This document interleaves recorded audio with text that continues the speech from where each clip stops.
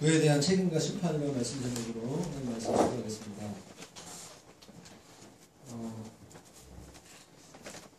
여러분 중에서 여러분 잘 알고 있는 분 중에서 부자 있어요? 내가 부자다. 나 부자 될 거야. 없어요? 아멘. 황교사님 부자 된다고 어떻게 여러분 아는 사람 중에서 부자 있어요? 그분이 여러분 알고 있는 분이 정말 공의로운 방법으로 하나님의 방법으로 거룩하게 부자가 되었나요? 우리는 보통 부자 딱 하면 이 시대에 살아갈 때 부자 하면 좀 뭔가 문제가 있다. 정상적인 방법으로는 부자가 될 수 없을 텐데 그런 생각을 우리가 좀 선입견을 가지고 보게 됩니다. 그런데 전부 세속적이거나 불의한 방법으로 부자가 되는 건 아닌 것 같아요. 그럼에도 불구하고 사회 시스템 자체가 사회 전체가 어떤 공정한 어떤 원칙이라든가 법에 의해서 기능하지 못하는 사회라면 그런 사회 속에서 부자가 나왔다. 그러면 거의 대부분은 불의한 방법으로 세속적인 방법으로 거짓의 방법으로 부자가 되는 경우가 많이 있겠죠. 그렇기 때문에 오늘날 부자들은 대부분 하나님의 방법으로 더 부자가 됐다고 저는 생각하지 않습니다. 여러분 어떻게 생각할지 모르겠지만 오늘날 거룩한 부자보다는 불의한 방법으로 오늘 성경에 나와 있는 세상의 방법으로 경쟁하면서 그렇게 부자가 된 사람들이 더 많다고 이 사회 시스템을 봤을 때 그렇게 우리는 생각할 수 있습니다. 그래서 최근에 어떤 많은 말들 중에 하나 그런 말 있잖아요. 금수저, 은수저, 흑수저. 우린 어떤 수저죠? 대부분? 그거 땅에 있는 수저.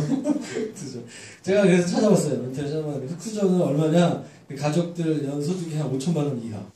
당연하지 우리 5천만 원 이하.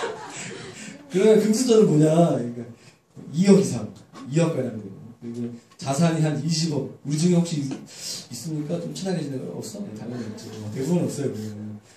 그러니까 강남 쪽에 있는 교회, 큰 교회에 좀 많이 있을 텐데 혼자 있음에도 불구하고 개척교회를 하다 보니까 원래 개척교회는 힘든 사람들이 많이 있습니다. 안 그런 사람도 있겠지만 보통 그래요. 그래서 저희는 감사하게 대부분 크게 있는 수저와 함께 식사하는 사람들. 다이아몬드 수저라고 들어봤어요? 자산이 30억 이상 되고 1년 연봉이 3억 정도 됩니다. 1%가 안 되는 미만의 사람들. 사회 계급에 대한 오늘날의 계급.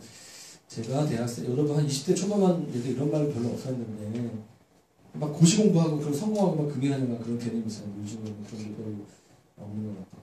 그래서 부모님의 어떤 수강을 입고 잘 나가는 사람을 보면 마음이 되게 힘들고 막 그런 거 있잖아요. 그래서 연예인들 중에서 그런 거 보면 막 한 댓글이 막 올라오고 막 그런 얘기들이 많이 있습니다. 문제는요, 그런 상황은 오래됐어요. 인류 역사상 오래된 것 같아요. 근데 중요한 거는 교회가, 성도들이 그런 금수저 물고 태어나는 사람을 굉장히 부러워하는 눈으로 보는 경향이 있다라는. 그래서 그런 사람들 앞에서는 굉장히 작아지는 그런 모습들. 그래서 오늘 야고보 사도는요, 거침없이 불을 축적하고 하나님 없이도 잘 사는 것처럼 보이는 그 사람들에게 사실은 하나님은 너희를 보고 계시고 하나님은 심판의 하나님이야. 그러니까 그들 별로 부러워하지 마라. 주님이 그렇게 말씀하시는 거죠. 어떻게 보면 야고보서 말씀을 계속 전하고 있는데 끝으로 향해 가고 있는데요. 야고보서의 굉장히 중요한 신학적 이슈 또 한 단어가 뭐냐면 두 마음을 품는 거예요. 오늘 얘는 두 마음 품는 교회. 하나님이냐 돈이냐 둘 중에 어떤 거에 마음이 있냐. 아니 왔다 갔다 하는 그런 성도들을 향하여서 약간 레디컬하게 극단적인 예. 한쪽으로 치우친 그 예에 대해서 말하시면서 너희가 그렇게 부러워하고 너희가 그렇게 금수저로 태어나기 원해 너희가 그런 마음을 가지고 인생을 살아가는데 정말 그들의 끝과 그들의 심판을 볼 때 너희들이 정말 부러워할 만한 그런 삶이냐. 아니다. 돌이켜라. 그렇게 주님이 야고보 사도를 통하여서 극단적 예를 통하여서 우리가 회개하기를 원하신다. 라는 그런 메시지가 아닌가 생각이 듭니다. 1절 말씀을 보시면 야고보가 이렇게 얘기해요. 들으라 부한자들아. 보통 야고보가 4장 말씀에도 그렇고 야고보서에 보면은 그 보통 교회 안에 성도들한테 쓰는 너희 형제들 이렇게 하거든요. 근데 오늘 본문에 예에 나오는 대상들은요, 교회 안에 공동체 있는 식구들이 아닌 것 같아요. 예수 안 믿는 사람들. 그런 사람들은 어떻죠? 예수 안 믿고 이렇게 돈을 추구하면서 살아가는 대부분의 사람들은 그들이 원띵의 사람이에요. 제가 봤을 땐 예수 안 믿고 사는 사람들이 오히려 원띵의 사람들도 원웨이. Jesus, one way, one thing 이렇게 하는데요. 할렐루야. 예. 한 길의 길을 가요. 어떤 길? 돈 많이 벌고 성공하고 부자 되는 길. 근데 그리스도인은 어떻죠? 예수님을 따라가려고 했다가 가끔 이렇게 삶이 힘들고 그러면 마음이 이렇게 헷갈리고 이렇게 두 마음 품었다 다시 이러면 안 되지. 이렇게 하면서 우리는 굉장히 다중인격 같이 이렇게 살 때가 많이 사실은 있어요. 여기 나와 있는 부한자는요, 한 마음, 전심으로 세상을 사랑하는 사람의 모습인 것 같아요. 하나님이냐 세상이냐 별로 갈등 안 해요. 되게 편해요. 그리고 양심의 갈등, 하나님을 두려워하는 모습들. 지난주 설교했던 것처럼, 본문처럼 주님의 뜻을 구하고자 하는 그런 마음이 별로 없는 거죠. 근데 야고보 사도는 오늘 본문에 1절부터 쭉 6절까지 기록하면서 한 웨이, 원 웨이로 살아가고 있는 그들의 그 끝이 어떠냐, 결말이 어떠냐, 우리에게 보여주고 있습니다. 불의하고 세속적인 부자들은 자기에게 떨어질 그 심판과 종말을 전혀 눈치채지 못하고 살아가고 있다는 것이죠. 1절 보실까요? 너희에게 임할 고생으로 말미암아 울고 통곡하라. 너희에게 임할 고생을 알지 못해요. 여러분, 이 세상에 그 부를 가진 사람들, 특별히 세상에서 말하고 있는 부, 하나님을 잃어버린, 하나님의 방법이 아닌 모습으로 성공한, 재물을 얻은 사람들의 특징이 두 가지가 있어요. 하나는 뭐냐면 종말을 생각하지 않는다는 거예요. 크게는 하나님 나라의 종말, 또 적게는 자기 인생의 끝. 하루하루 열심히 살아가는 거예요. 두 번째로 하나님을 잃어버린 채 부를 얻게 된 사람들의 특징은 뭐냐면 가난한 이웃을 생각하지 않는다는 거예요. 하나님은 오늘 본문을 보시면 하나님은 우리의 인생을 심판하시는 분이라는 거예요. 그러니까 많은 자매들 제자훈련 하다 보면 하나님 어떤 분이세요? 하나님 너무 사랑이 많으신 분이에요. 나를 치유해주시고 좋은 분. 물론 맞죠. 그런데 하나님 어떤 분이죠? 사랑이 하나님이시지만 또 공의로운 하나님이세요. 하나님은 심판하세요. 그걸 잃어버린다는 거죠. 망명하는 거예요. 네. 하나님을 잃어버리게 되면 종말의 심판을 잊게 되고 가난한 이웃을 잊게 됩니다. 그들은 마치 지금 굉장히 웃으면서 재밌게 누리면서 살아가고 있는 것처럼 보여요. 그런데 야고보 사도는 오늘 성경 말씀에 지금은 웃을 때가 아니야. 지금은 행복할 때가 아니라 지금은 뭐죠? 울고 통곡할 때다.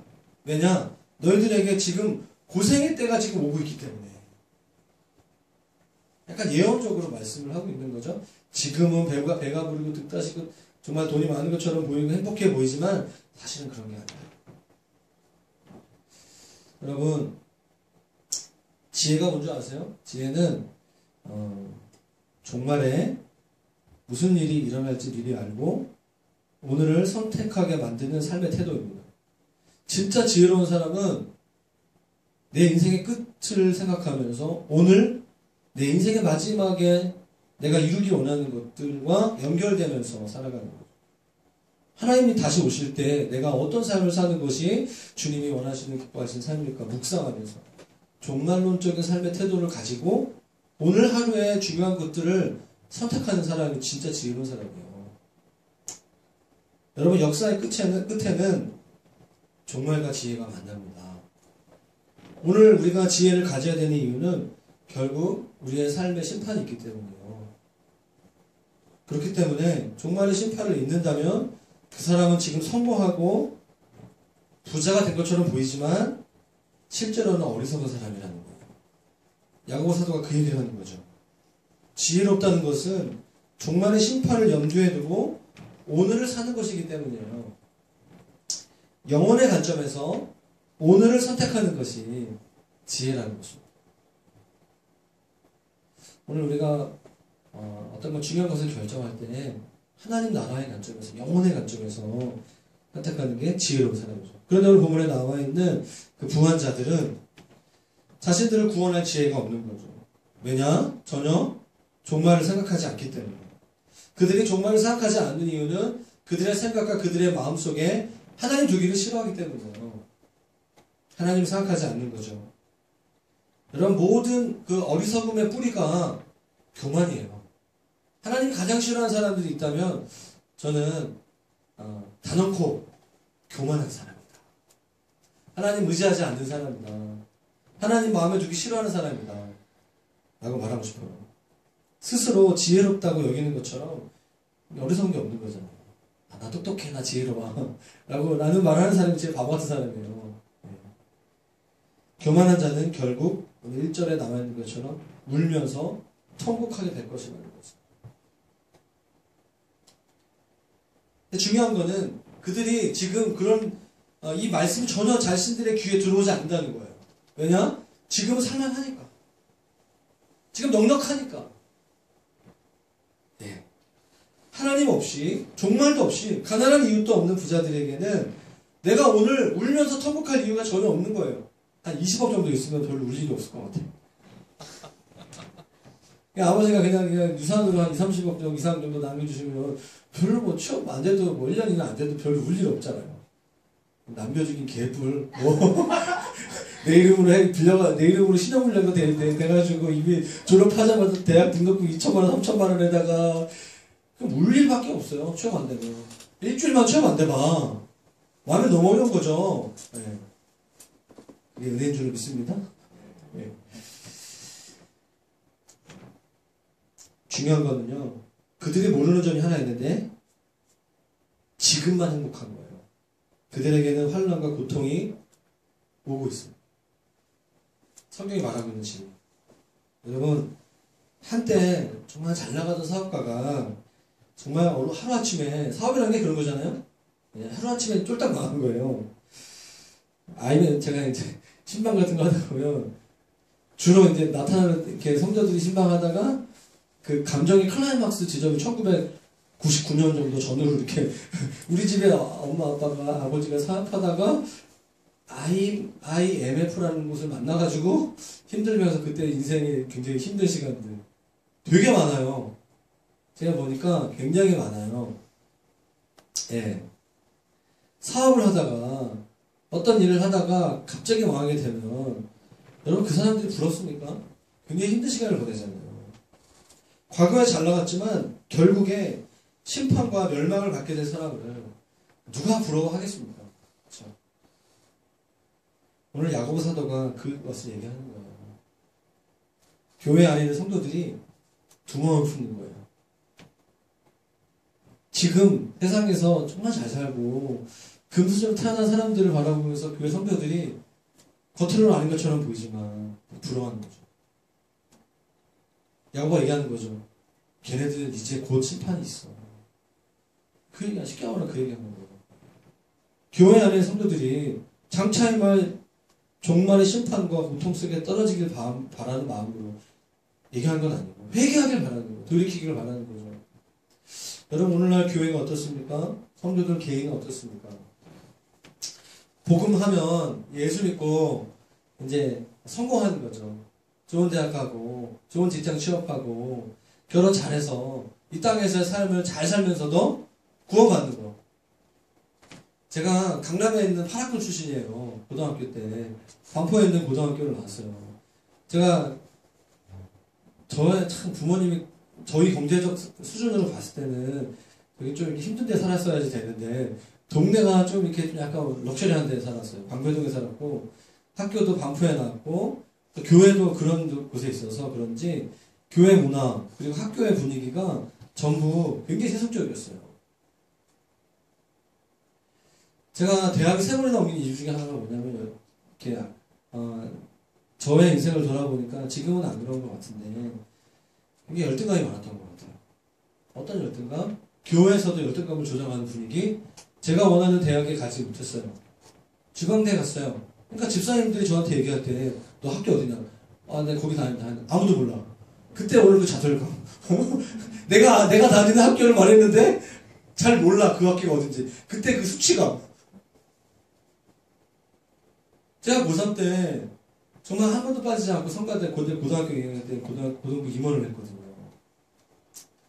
그래서 은혜를 받았어요. 한 번도 안 빠지고 성가대 했어요. 그런데 대학교 1학년 되니까 신분이 바뀌는 거지. 세상에서 그렇다 할지라도 교회에 왔는데 뭐 고등부 때 보이지도 않았던 친구가 갑자기 막 청년부 와가지고 열심히 하고 하니까 제가 되게 마음이 힘든 거예요. 질투하는 마음 들기도 하면서 하나님에 대해서 오해하는 마음. 하나님 정말 살아계시면 내가 나름대로 저 열심히 공부했는데 왜? 이 사람과 나는 다를까? 그리고 어른들이 봤을 때 부모님은 나는 되게 부끄러워하는 거야. 그 친구 어떤 친구 부모님은 굉장히 걔가 좋은데 S대학 가니까 막 자랑하고 교회가 이런 곳이 맞는가라는 생각을 하면서 힘들었어요. 하나님 살아계시지 않는구나. 또 교회는 불의한 곳이구나. 라는 생각을 갖게 되면서 5년 동안 교회를 떠났습니다. 여러분 간접 집회 가다 보면 그런 사람들이 많아요. 세상에서 성공하고 믿음 좋은 사람. 믿음이 좋은 사람들은 되게 많아요. 우리 주위에 여러분 옆에 분들 보십시오. 다 믿음 좋은 사람들이에요. 할렐루야. 별 볼 일 없는 사람들. 실패한 사람들. 근데 막 간증하라 그러면 우리가 그렇다는 게 아니라 예수 믿었더니 사업 실패했더라. 사업 실패한 가운데 다시 사업에 재기한 사람이 간증하죠. 왕의 대장하고 김미진 간사 이런 분들. 그런 사람들이 막 유명한 강사가 돼요. 왜죠? 역전했기 때문에. 대부분의 사람들은 역전하지 못합니다. 그냥 사업 실패하다가 회복 안 돼가지고 계속 고생하다가 자녀들한테 빚주고 그냥 마감하는 사람이 되게 많아요. 믿음이 있어요. 그럼에도 불구하고 계속 새벽까지 나가고 섬기고 그 와중에 11조, 그 와중에 섬기고 하는 사람들도 분명히 있어요. 근데 그런 사람들이 교회에서 간증합니까? 아니에요. 하지 않아요. 무슨 얘기죠? 교회 많은 그리스도인들이 예수 믿으면 세상에서 성공하는 것처럼 예수 안 믿는 사람 성공하는 것처럼 성공한다는 것에 대한 기대감을 교회 안의 문화 속에서 너무나 많이 그런 문화를 조장한다는 거예요.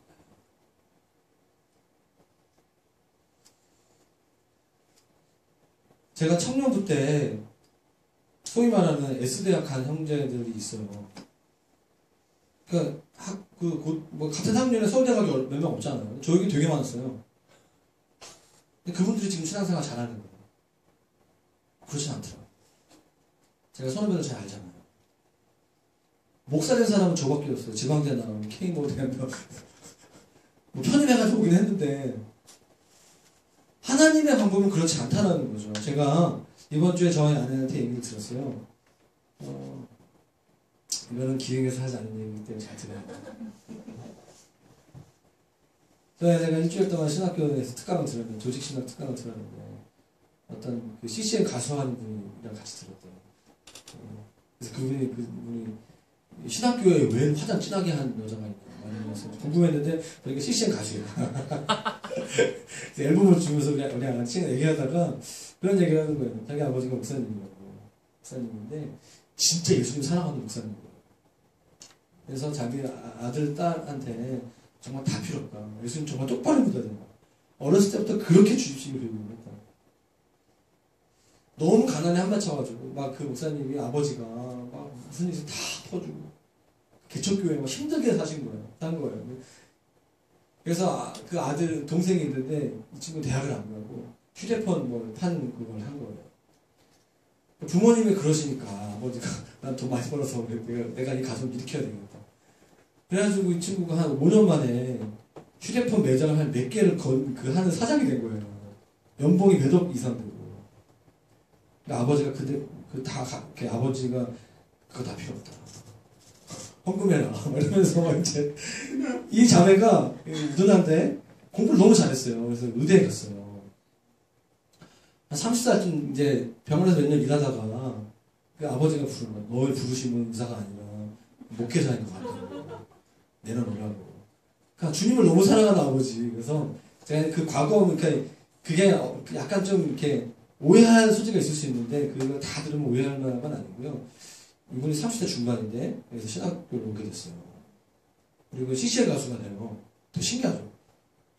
능력이 많은가 봐. 그래가지고 이 자매가 자기는 아버지를 너무 존경한다고. 아버지가 그렇게 얘기해 되게 부담스럽지만 이 아버지의 삶을 내가 인정하기 때문에 그의 가정에서의 삶과 교회에서의 삶이 완전히 일치하기 때문에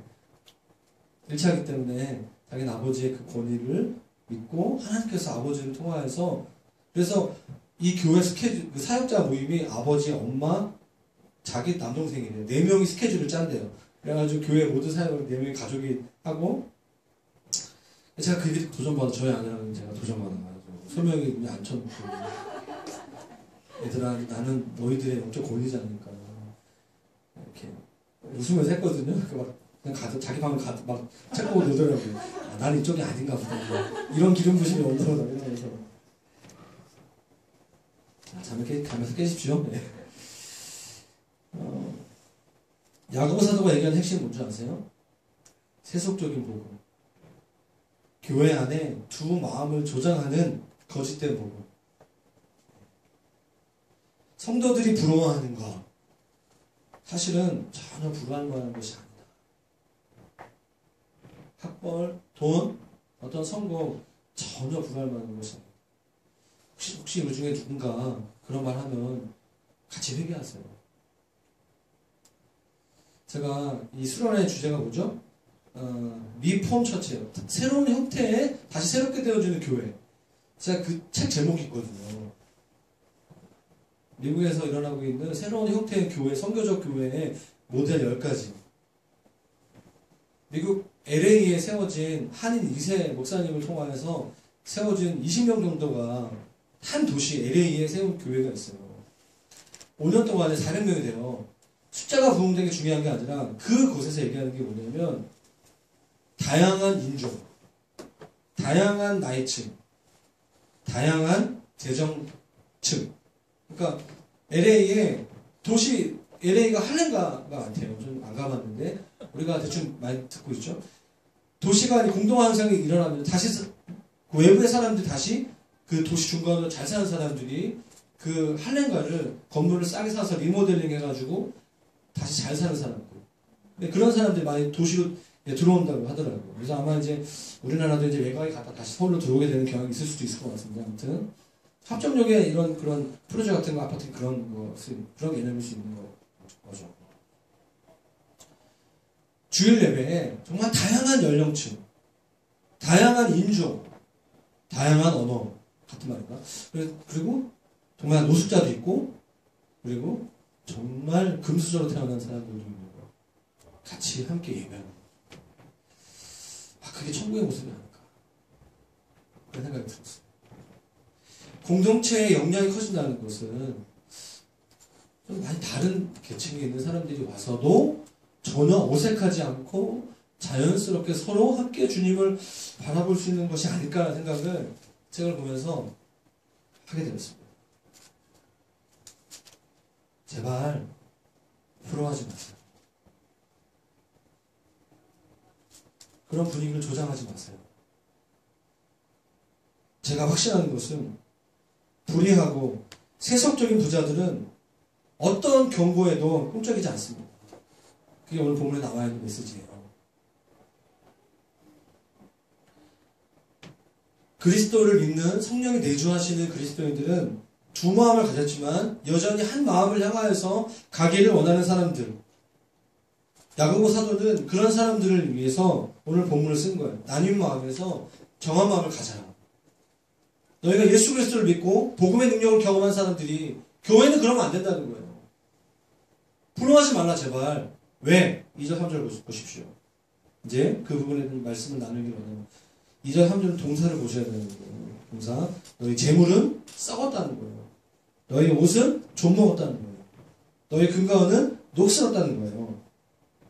예언적 완료형이에요. 그들의 입은 옷은 화려하고 그들은 명품으로 도배했지만 사실 그냥 구멍나도 헤어진 옷 같은 옷이라는 거예요. 짝퉁보다 더 못하는 짝퉁이라는 거죠. 종말의 관점에서, 하나님 나라의 정의의 관점에서, 지혜와 믿음의 관점에서 보면 재물이 있지만 그건 썩은 거라는 거지. 헤어진 옷이라는 거예요. 이것은 눈속임이 아니에요. 실제로 그렇게 되는 날이 주님으로부터 오고 있다는 거예요. 여러분 정말 믿으세요? 정말 믿으십니까? 하나님 말씀에 설득이 되세요? 눈이 열리셔요. 예수님 잘 믿고 이 세상에서 복받고 부자 되는 것이 신앙의 전부라고 생각하는 사람이에요. 이미 한국교회는 그것이 전부가 아니라는 것을 우리에게 증명하고 있어요. 우리 아비 세대들은 그 영역에 있어서 실패했어요. 수많은 전 세계에 있는 대형교회를 만들었고 수많은 부모님들이 예수 믿는 사람과 알면서 똑같이 자녀교육에 열심히 했고 그들에게 신앙교육을 가르치기 전에 세상에서 성공해라. 머리가 될지언정 꼬리가 되지 말라. 그런 기도를 하면서 키웠는데 그들이 지금 어디에 있습니까? 지금 하나님을 믿고 그들의 재정의 영역, 삶의 모든 영역에 있어서 예수 그리스도를 주라 고백하면서 주님을 살고 있습니다. 그거는요, 기름통을 들고 마치 불 속을 지나가는 거예요. 활활 타오르는 그 불 속에 기름통을 갖고 가면 어떻게 되죠? 더 불타는 거예요. 다 죽는 거예요. 그게 바로 금과 은은 녹슬었다는 말이에요. 여러분, 금과 은은 귀금속이죠. 귀금속인데 잘 녹슬지 않는 좋은 금속이에요. 변하지 않는 영원할 것 같은 그 재물이 결코 영원하지 않다는 것입니다. 여러분, 금과 은이 녹슬게 된다는 말에 또 다른 의미가 있어요. 녹이 슬면 어떻게 되죠? 녹이 슬면 방치하게 되면 독이 돼요. 독. 녹이 쓴 금과 은은 독이 됩니다. 그게 바로 3절 말씀의 후반부 중반부에 나와요. 이 녹이 너희에게 증거가 되며 불같이 너희 살을 먹으리라. 그 독이 되어서 너희의 살을 먹게 될 것이라는 거예요. 무서운 장면이에요. 나의 영혼을, 나의 육체를 부여하게 할 것 같은 그런 금은 보화가 녹이 쓴 것이고 사실은 그게 지나가다 보면 독이 돼서 그것이 너희에게 마치 불이 태우는 것처럼 태우는. 여러분, 불은 심판의 상징이에요. 야고보 사도는 불을 지옥에 대한 은유로 사용하고 있습니다. 지옥 불이 그들의 살에 붙어서 타는 장면을 상상해 보십시오. 그렇게 사람들이 좋아하는 그 돈, 신사임당인가요? 5만원짜리 지폐가 없대잖아요. 요즘에. 그 돈이 불로 태워져서 그 불에 사람들의 공동체 옆에 있던 사람들의 살이 탄다고 생각해 보십시오. 삼겹살 타는 냄새는 정말 감사한 냄새지만 사람들의 우리의 육체가 타는 냄새를 상상해 보십시오. 야고보 사도가 굉장히 끔찍한 비유를 들고 있는 거예요. 불같이 너희 살을 먹으리라. 우리 말씀 한 구절만 같이 읽었으면 좋겠어요. 자, 마태복음 6장 19절에서 20절 말씀이에요. 한번 찾아봅시다.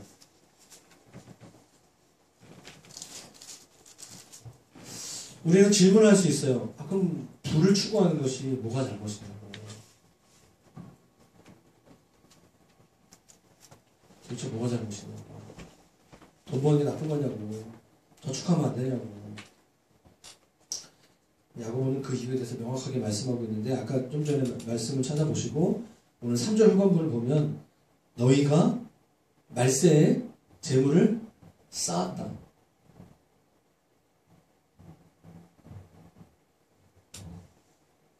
그것이 신앙적인 잘못이에요.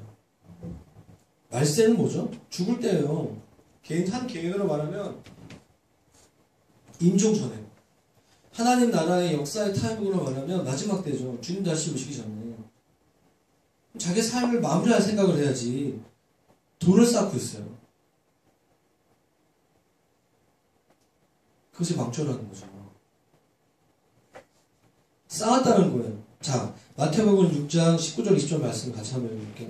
같이 읽겠습니다. 시작. 너희를 위하여 보물을 땅에 쌓아두지 말라. 거기는 종과 동독이 헤어며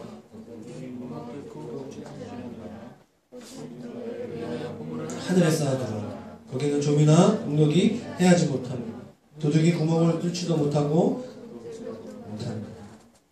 여기 쌓아둔다는 표현을 잘 기억해야 됩니다. 우리는 저축한다, 뭐 쌓아둔다, 축적한다, 저장한다. 그거 자체를 하지 말라고 한 게 아니에요. 어디에 저축해라? 하늘에 저축해라. 땅이 아니라 하늘에 저축해라. 이유가 있다면 남는 게 있으면 땅에 쌓지 말고 하늘에 쌓아. 그게 그리스도인의 재정 원칙이에요. 성경이다. 그럼 쌓으려면 어떻게 되죠? 기반이 있어야 돼요. 어느 터전에?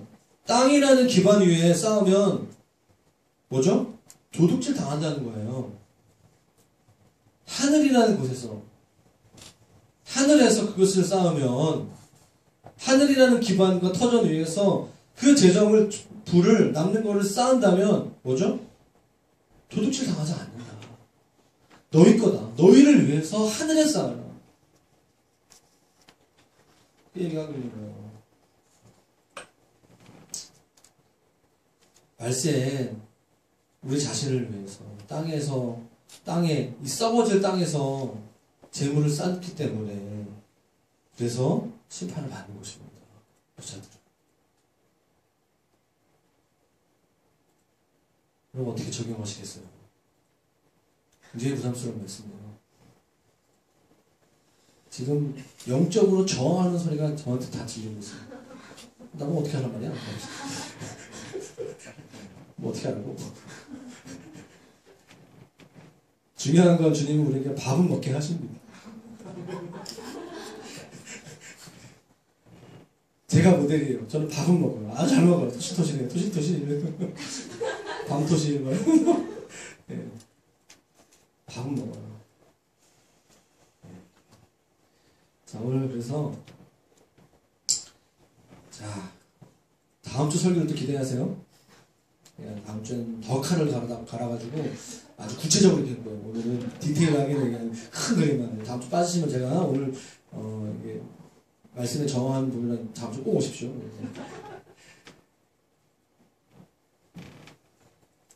하늘에 쌓아두는 거. 하늘에 쌓아두는 게 뭐예요? 한 주간 기도해 보세요. 각 개인에게, 여러분에게 하나님께서 말씀하시는 하나님 나라의 재물을 쌓는다는 겁니다. 저축하세요. 하는데 하나님께서 원하시는 곳에 저축하시는 거예요. 자, 4절 말씀을 좀 보기 원하는데요. 야고보 사도가 계속해서 얘기하고 있어요. 그 부자들이 자기 자신을 위해서 자기의 밭에서 땀을 흘리고 수고한 일꾼들의 그 월급을 탈취했다라고 얘기하고 있어요. 같이 한번 읽어볼까요? 4절 말씀 시작. 보라 너희 밭에서 추수한 품꾼에게 주지 아니하냐.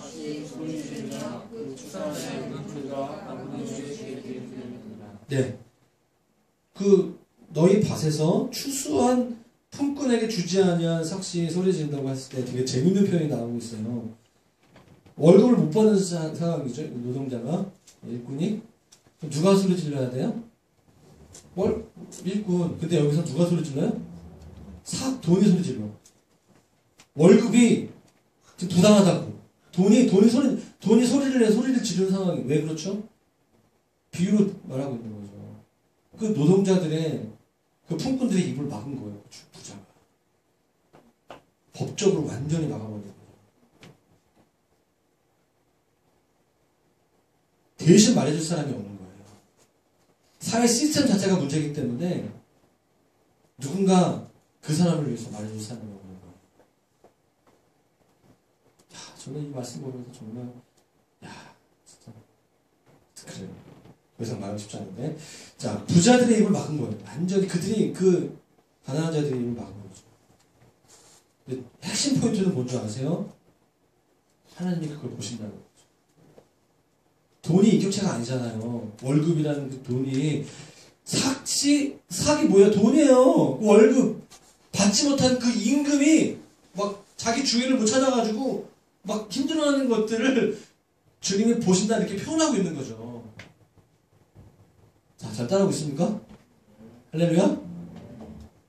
핵심이 뭐죠? 하나님이 이 땅에 해결되지 않은 모든 불의한 사건, 재정 문제, 회사와 임금 문제, 채무관계, 모든 것들을 주님이 아신다는 거예요. 그 주님은 어떤 주님이죠? 오늘 본문에 보시면 4절 말씀에 만군의 주이기, 만군의 주라는 거예요.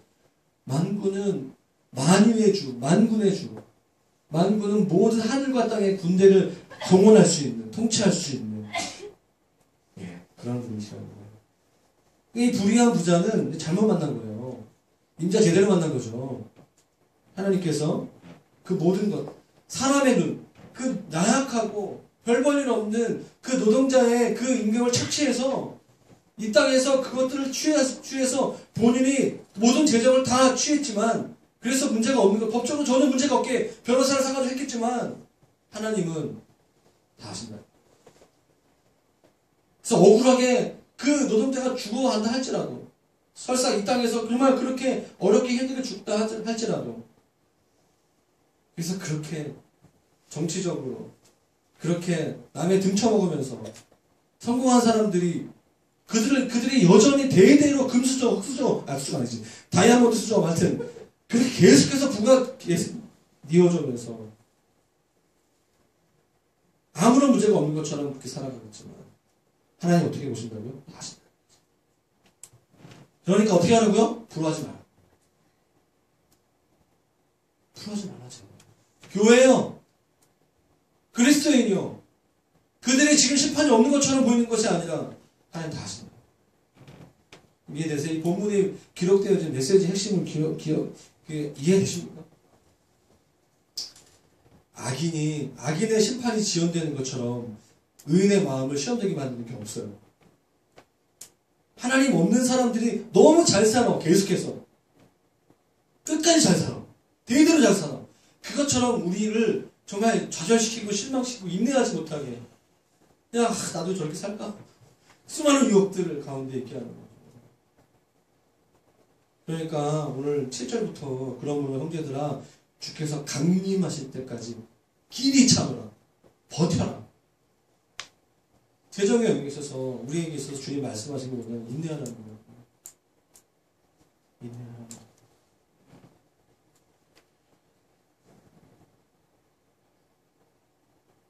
정말 안타까운 게 뭔지 아세요? 그 불의하게 품꾼의 삭을 가로챌 뿐만 아니라 그들은 5절 말씀 보십시오. 땅에서 사치하고 방탕하게 사는 거예요. 자기와 자기 가족들, 자기의 그 어떤 그 관계된 사람들과 함께. 그래서 배부른 거예요. 여러분, 불의하게 모은 그 재물, 그 돈을 아무런 죄책감도 느끼지 못하고 자신의 사치와 방탕을 위해서 사용한 이유가 뭔지 아세요? 내가 정당하게 이것을 벌었다라고 생각하기 때문이에요. 자기가 속고 있는 거예요. 그 일용직 근로자들에게 월급도 안 주면서 자기가 정말 다 자기 자신은 내가 잘 지혜롭게 경영을 잘했기 때문에 이 돈을 얻었다라고 생각하는 것이죠. 그들은요, 재물을 모으는 일, 또 하나님과 이웃을 잊어버린 거예요. 그리고 그 재물을 사용하는 일에서도 하나님과 이웃을 잃어버리는 거죠.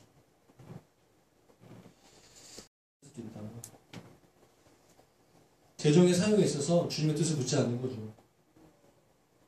주님의 음성 앞에 그들이 깨어서 주님께 묻지 않는 거죠. 야고보 사도는 오늘 5절 말씀에 비꼬면서 얘기하고 있어요. 어떻게? 사륙의 날에 너희 마음을 살찌게 했다. 사륙의 날에. 도살의 날에 살찌게 했다.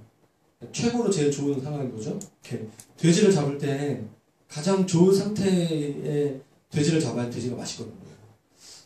제가 이제 이런 거 관심이 되게 많거든요. 왜냐면 대학 때 전공한 게 축산 가공 그런 도살. 그래서 어떻게 하면 돼지가 스트레스 안 받는 상태에서 직사할 수 있을까? 그거 배우는 거예요. 그래서 전기를 충격을 줘야 되는데 뭐 그런 거 이렇게 과학적으로 막 이런 거에 대한 얘기예요. 그래서 이런 공간에는 돼지 몇 마리가 가능한가? 그래서 스트레스 받는 돼지는 맛이 없다. 마블링이 잘 안 된다. 이러면서 막 이제 그런 걸 연구해가지고 과학적으로 이렇게 해가지고 하는. 문제가 제가 먹는 거에 대변이 있는 게 다 그때부터 이렇게 시작된 거 자주 깨라고 하는 얘기예요. 할렐루야? 네. 살쪘다는 도살한 날에 마음이 막 이렇게 이런 마음이 살쪘다라는 말이 뭘까요? 마음이 살쪘다는 것은 마음이 둔해진 거예요. 그렇죠? 둔해진 거예요. 마음이 둔해졌다는 것은 다가오는 심판과 종말에 대해서 둔해졌다는 거예요. 이 땅에서의 삶이, 이 땅에서 저축하면 10억 모으면 될 거라 생각하는 거죠. 마음이 둔해지는 거예요. 하나님의 뜻, 이웃의 고통에 대해서 둔해지는 거예요. 하나님의 경고의 메시지, 내 주위에 있는 이웃의 아픔에 대한 통증이 없는 거예요. 감정적 요동이 없는 거예요. 마치 나병 환자가 손가락이 잘려나가지고 발가락이 떨어져도 전혀 아픔을 느끼지 못하는 것처럼 양심의 고통이, 이웃의 고통, 세상의 고통이 느껴지지 않을 만큼 타락한 거예요. 둔탁해진 거예요. 성경을 보면 한 인물이 떠오릅니다. 사사기 3장 22절에 나오는데요. 사사기 중에 기억나는 사람 혹시 있어요? 에후라는 사람이 있습니다. 에후 맞나요? 예후인가? 예후. 에훗. 다 찾아보세요. 에훗 맞아. 아닌가요? 찾아봅시다. 의심하는 눈처럼 약간 보시면 설교를 잘 듣다 오신 걸 수도 있는데 사사기 3장을 보면 정확하게 나와요. 사사기가 어디다 있죠? 지금 헷갈리네요. 자, 사사기가 여호사 다음 있죠. 사사기 3장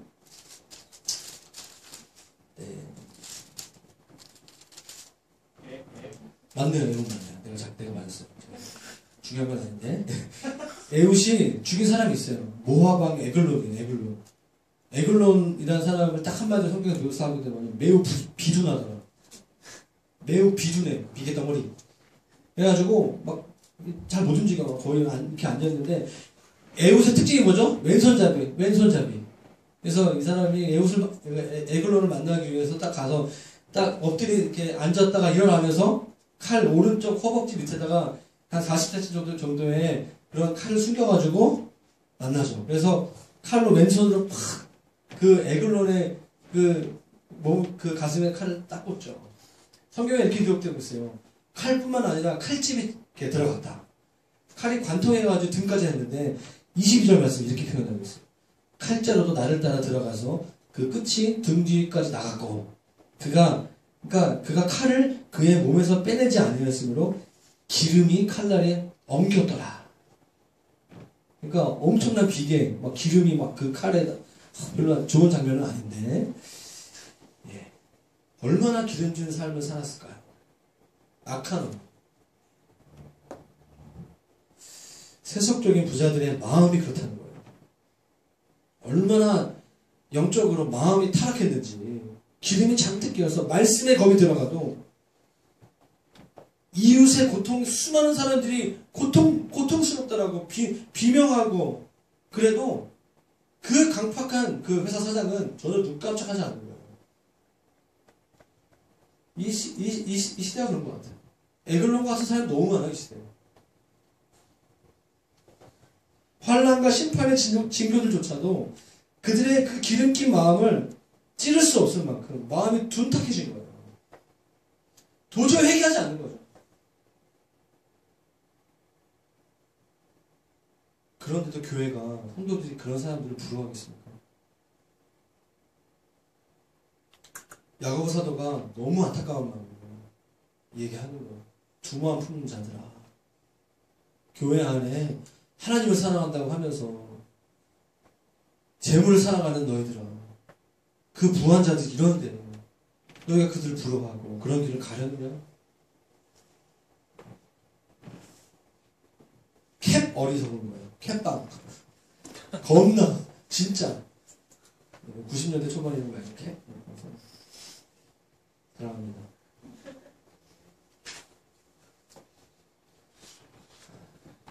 여러분, 성경의 원리는 우리가 가지고 있는 재물을 땅이 아니라 하늘에 쌓아두라고 말하고 있습니다. 하늘에 쌓는다는 것은 주로 가난한 이웃을 위해 사용한다는 뜻이에요. 복음이 없는,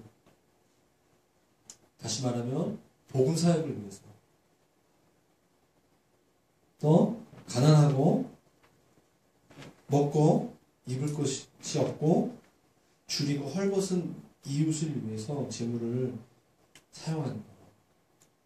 그게 하늘에 쌓는 거예요. 여러분들이 부자가 되고 싶은 분들이 계세요?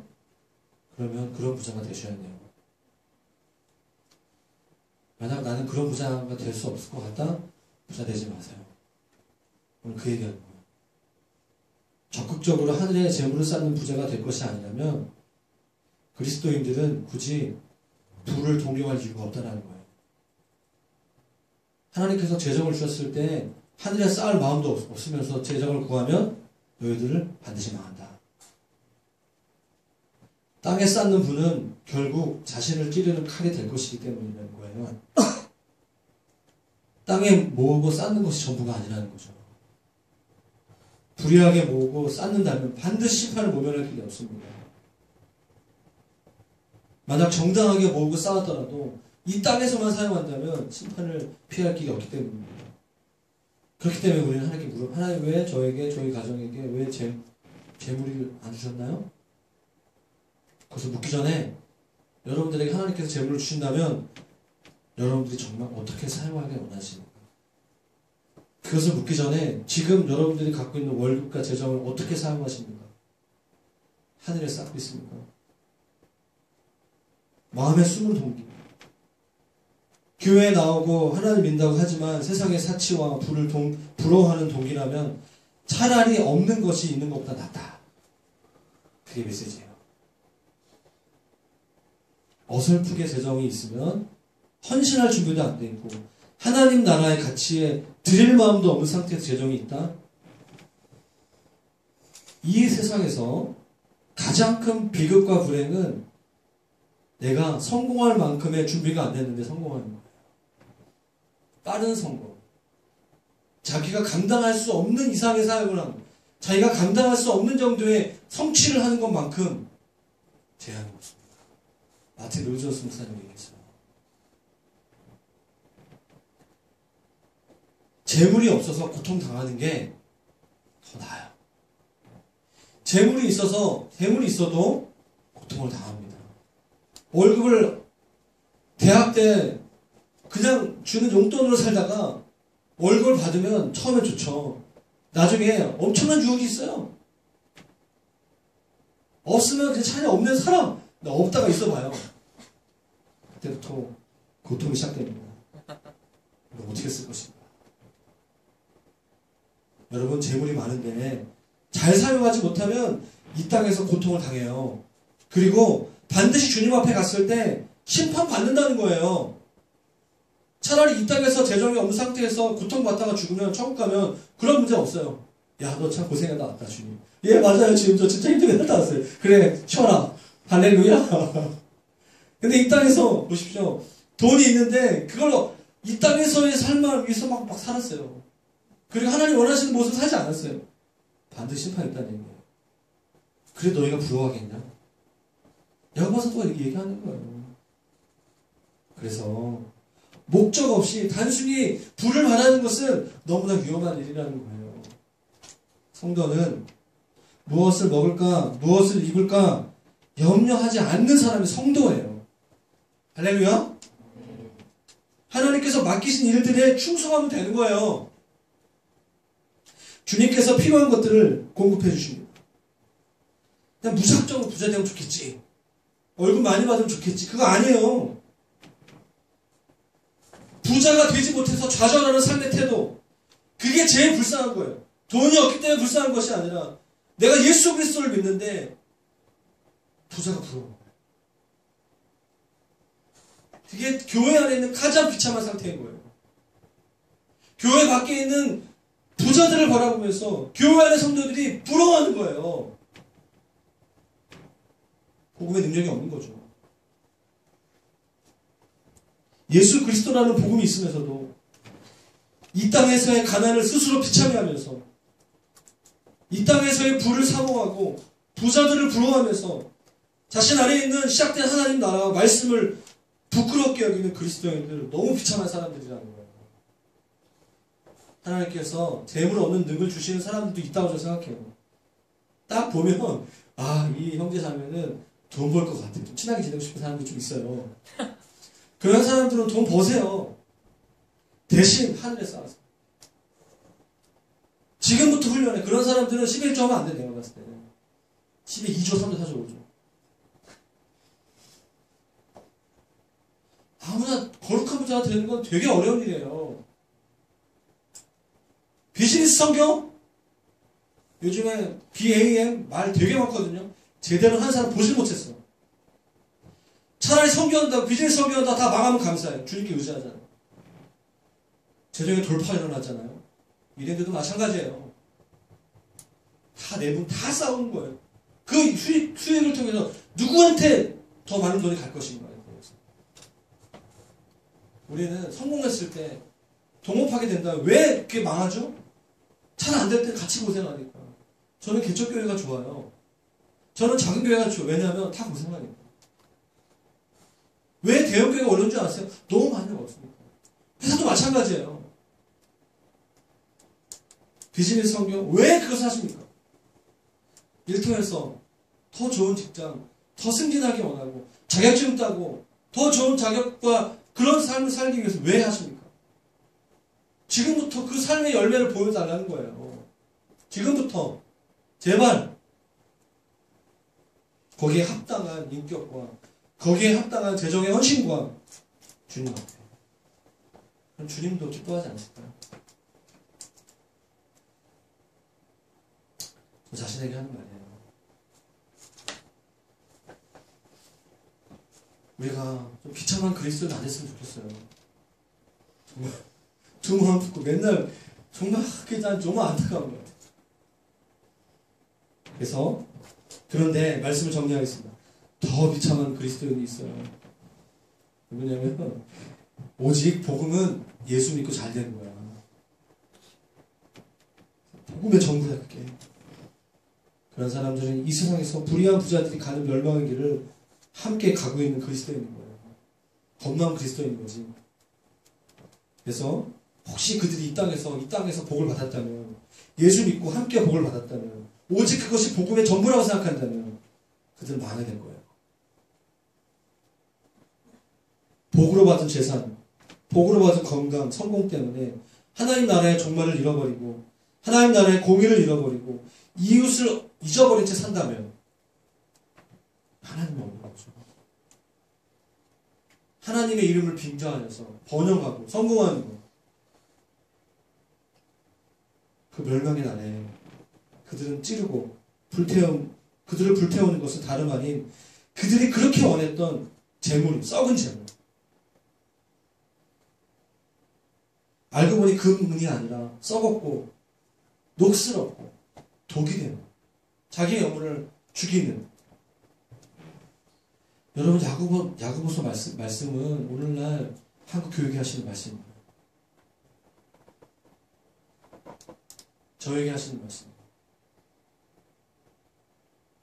하나님 여러분, 말씀을 정리하겠습니다. 두 마음을 고르십시오.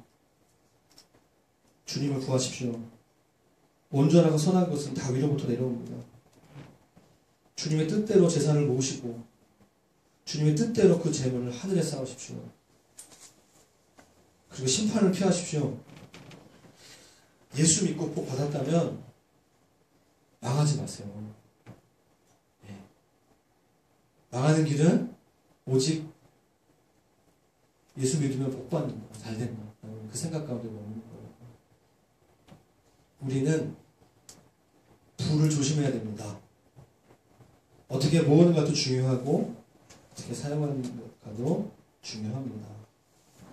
그래서 좌절이 되는 분이 계세요. 지금도 힘든데, 지금도 나도 그렇고 우리 가정은 참 답이 안 나오고 대출금 졸업한 지 몇 년 됐는데 못 갚고 지금 뭐 결혼을 어떻게 하냐. 못해. 내가 봤을 때 그렇게 잘 못한다니까. 그러니까 여러분 걱정하지 말라니까. 제발. 제가 요즘 청년들 보면서 그렇게 먹고 살기, 커피는 5,000원짜리 꼭 먹어야 돼. 라떼도 뭐 밤라떼 아까 뭐 맛있긴 한데 나도 먹었는데 그냥 아메리카노 먹어. 캡슐 커피 먹고 아니면 9톤 넣었으면 그냥 저기 봉지 커피 먹어 제발. 진짜 힘들다고 말을 하는데 또 누릴 거 다 누려. 저희 세대랑 다른 게 그거예요. 제가 여러분 사랑하거든요. 정말 사랑하는 마음을 제가 할 일 다 해. 다음 주에 진짜 일주일 동안 준비해가지고 적용할 거야.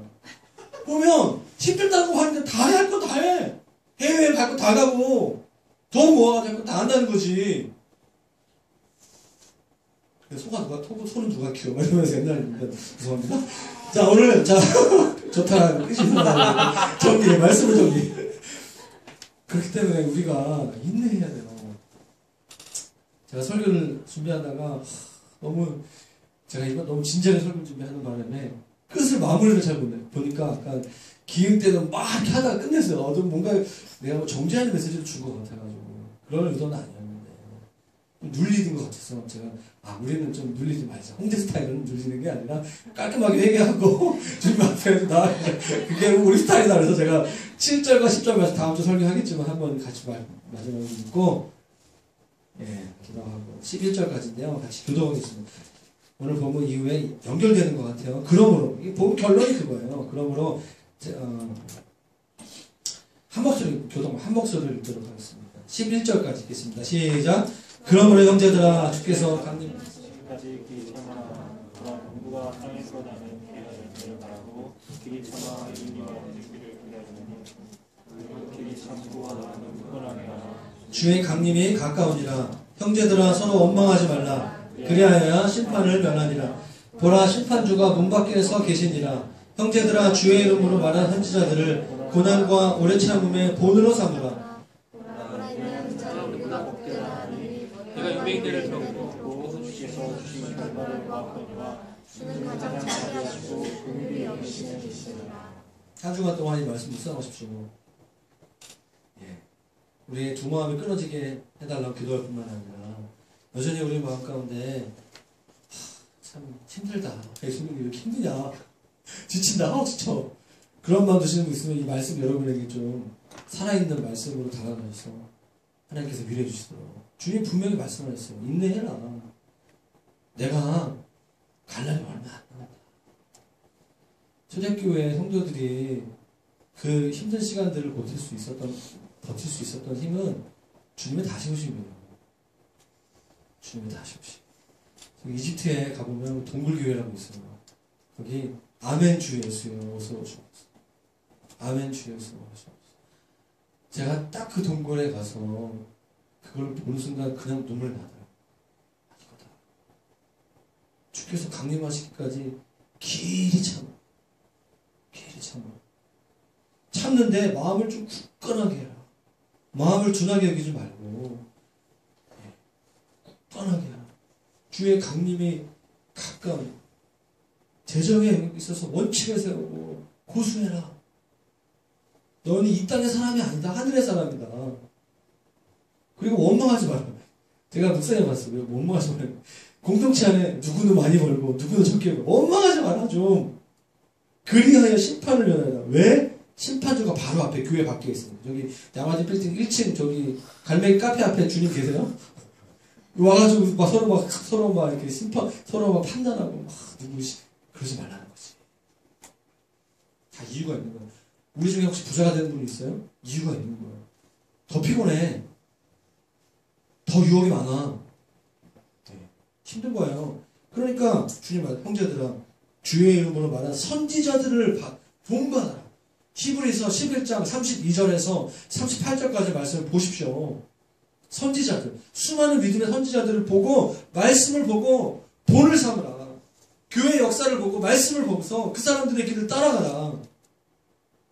왜? 본 인내하는 자를 우리가 복되다. 진정한 복은 재정의 축복이 아니라 인내의 복이다. 왜냐? 하나님께서 결국 욥의 인내를 들었은즉 왜 복되냐면 하나님은 가장 자비로우시고 국리를 여기시는 인내하는 자에게 찾아가셔서 그에게 자비와 국리를 베푸시는 분이시기 때문에 하나님을 얻는 복, 시편 67편에 나오는 여호와를 가까이 하는 그 복을 너희가 누리라. 갑자기 왜 이렇게 흥분한지 모르겠지만 그걸 끝내야 되는데 지금 끝낼 것 같은데 같이 기도합시다. 그런 말씀 생각하면서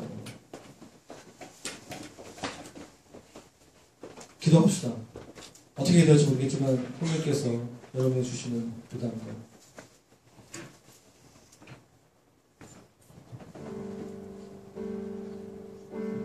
주님과 교제하시면서 이 말씀이 우리 삶에 적용될 수 있도록 여러분 각자가 이 말씀 붙잡고 혹시 여러분 두 마음 품는 분들 있어요? 한 마음이 됐으면 좋겠어요. 원띵의 사람 됐으면 좋겠어요. 원웨이가 됐으면 좋겠어요. 재정의 영역에 있어서 주님 말씀하십니다. 삶의 우선순위의 영역에 있어서 재정과 시간이 아닐 수도 있어요. 우리의 보물이 무엇입니까? 우리의 보물은 하나님께서 이 땅에 쌓으라고 주신 것이 아닌 줄로 믿습니다. 하늘에 쌓으라고 주님께서 말씀하십니다.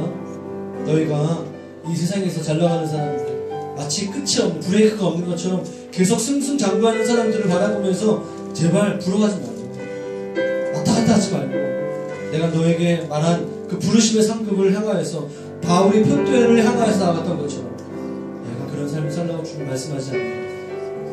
그래서 우리가 마음을 좀 굳건히 합시다. 주님의 오심이 얼마 안 남았습니다. 우리의 이 땅에서 삶이 길면 80이고 100살이고 시간이 금방 가요. 하나님 내가 이 땅에서 하나님 나라 위해서 하나님께서 말씀하신 대로 살아가기를 원합니다.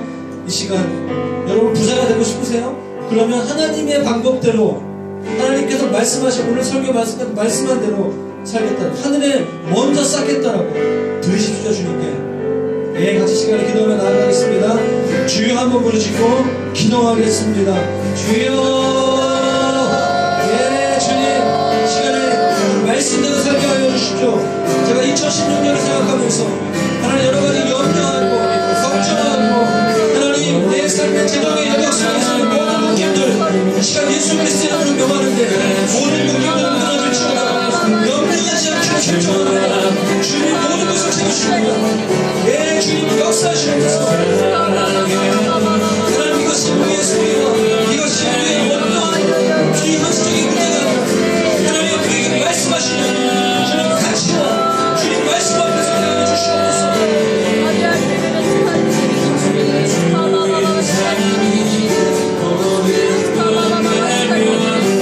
하나님 회개합니다.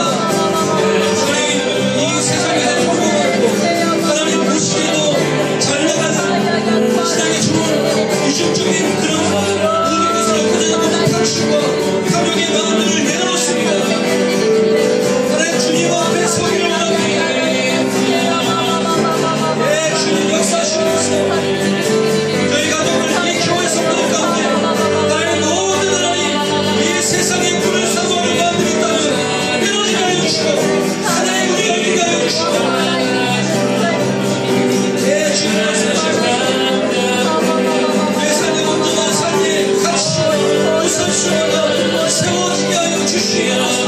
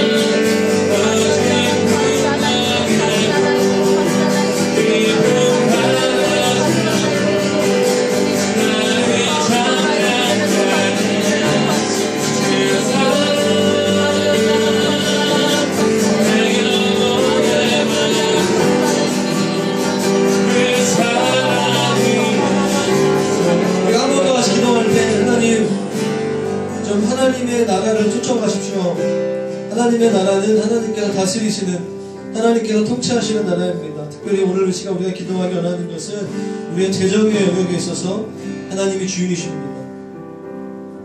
하나님이 주인이십니다. 여러분 고백하십시오. 하나님, 내가 일을 해서 내가 월급을 정당한 방법으로 벌지만 하나님, 그 모든 재정의 주도권이 하나님께 있습니다. 여러분, 이 자본주의 시스템 속에서 우리가 이 영역에 있어서 하나님 나라를 세워야 돼요. 하나님 삶과 내 믿음과 삶이 통합되기를 원합니다. 내 말의 고백과 나의 재정의 영역에 있어서 하나님의 주대심이 일치되기를 원합니다.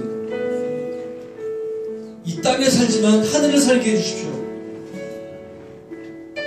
오늘 내 마음 가운데 있는 가정에서 있는 모든 재정적인 상처와 모든 하나님 핍전한 상태들, 그래서 내가 움켜잡고 있는 것들이 있다면 나에게 말씀하여 주시고 내 미래에 대해서 염려하고 걱정하면서 그 영역을 주님께 올려드리지 못하고 살아가는 부분들이 있습니까?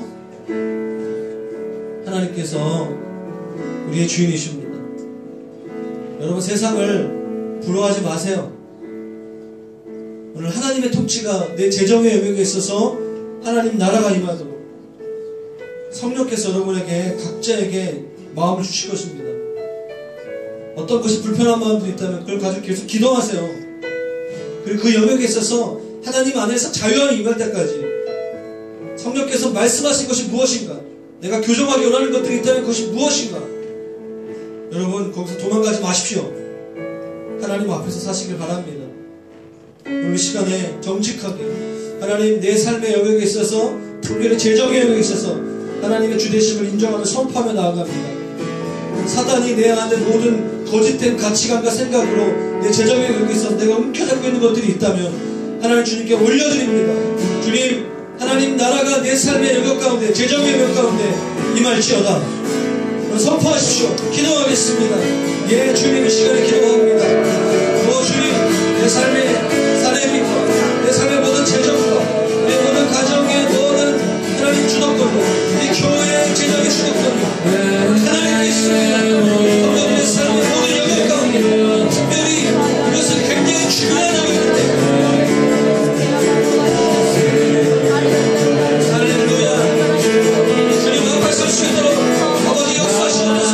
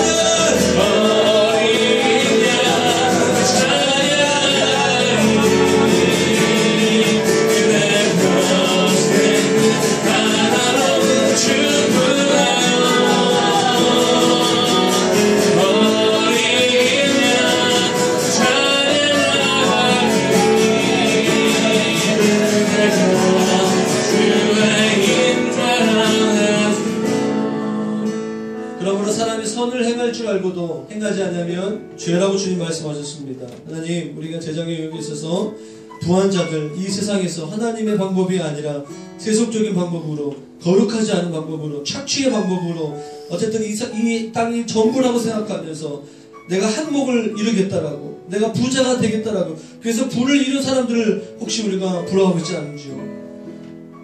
우리 안에 있는 모든 두 마음들을 회개합니다. 주님을 먼저 사랑하고 하나님 나라를 바라보고 하늘에 우리의 재물을 쌓게 하여 주시고, 하나님 우리의 재정의 영역에 있어서 여전히 훈련되어지지 아니하고 여전히 하나님 나라의 통치 가운데 들어가는 영역들이 있다면 이 시간 오늘 우리의 결단과 우리의 기도를 응답하여 주시고, 우리가 우리의 삶의 모든 재정의 영역에 있어서조차도 통합되어지고, 아니 그 영역부터 시작되어지는 하나님 나라가 우리의 삶의 이 교회와 이 땅 가운데 구체적으로 세워질 수 있도록 주님 역사하여 주시옵소서. 우리의 기도에 응답하신 하나님을 찬양합니다. 주님, 우리의 삶의 모든 영역의 주인이십니다. 하나님 나라를 실제적으로 누리며 살아갈 수 있도록 할렐루야 역사하여 주시옵소서. 우리가 그렇게 일하신 하나님을 찬양하며 예수님의 이름으로 기도했습니다. 아멘. 주님께 영광을 돌려드리겠습니다. 네.